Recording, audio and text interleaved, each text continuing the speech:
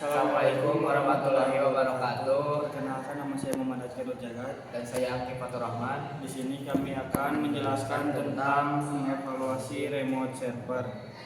1. Pengenalan remote server. Pengertian remote server.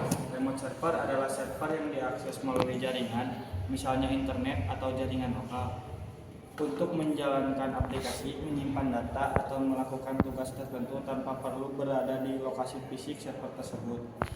Fungsi remote server memungkinkan pengguna dan administrator untuk melakukan berbagai tugas seperti mengelola sistem, menjalankan aplikasi, atau menyimpan data dari jarak jauh. 2.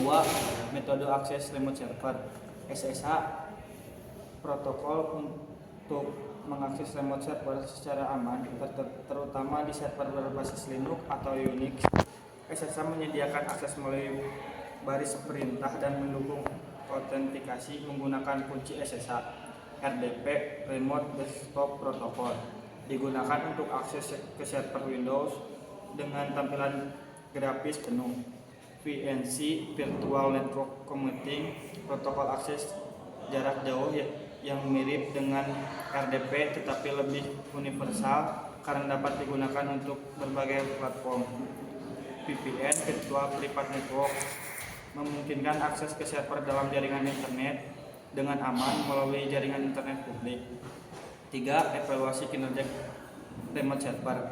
Pemantauan resource server. Memantau pengguna CPU, RAM, disk, dan jaringan. Tools seperti top atau Glances untuk server berbasis Linux, Task Manager atau Monitor untuk server berbasis Windows, monitoring bandwidth dan length, mengevaluasi kecepatan akses ke server dan delay waktu respon.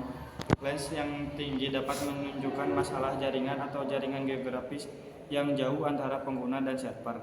Pengukuran uptime dan availability menggunakan tools seperti Nagios, JBX, atau Pingdom untuk memantau waktu uptime dan mengidentifikasi waktu server down yang dapat menggunakan layanan.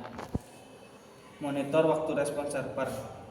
Mengevaluasi kecepatan respon server saat menangani permintaan pengguna, terutama untuk server yang melayani banyak klien secara bersamaan. 4. Pemantauan keamanan remote server. Log aktif dan akses. Menganalisis log akses, misalnya log SSH untuk Linux dan log RDP untuk Windows, untuk memastikan tidak ada akses yang mencurigakan. Firewall. Mengaktifkan firewall untuk membatasi port dan IP tertentu yang diizinkan untuk mengakses server. Di Linux, firewall seperti UEFI atau Iptables dapat digunakan, sementara di Windows terdapat Windows Defenders Firewall.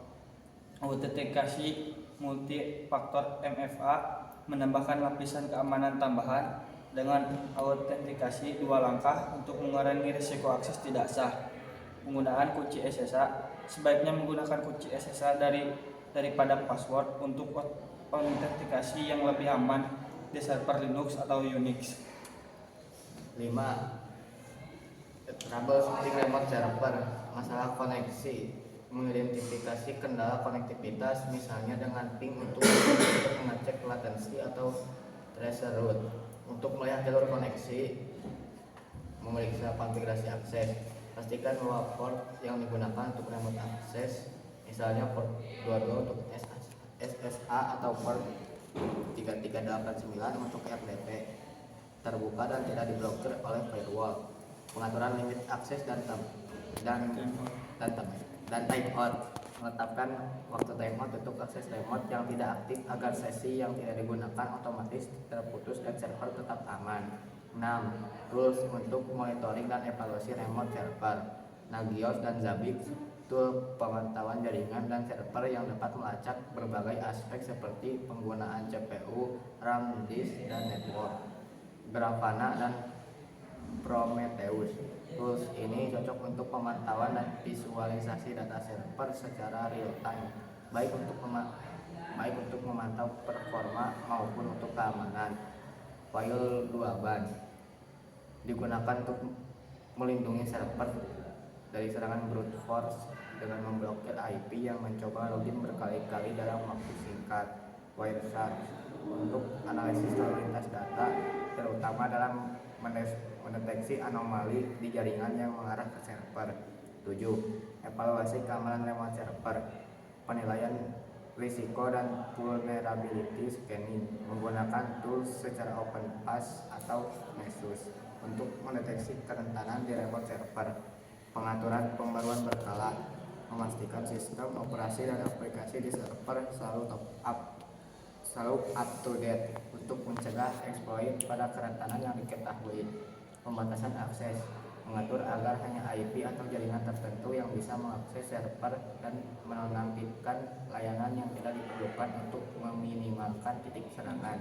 Sekian presentasi dari kami tentang mengevaluasi remote server. Mohon maaf bila ada kesalahan. Wassalamualaikum warahmatullahi wabarakatuh.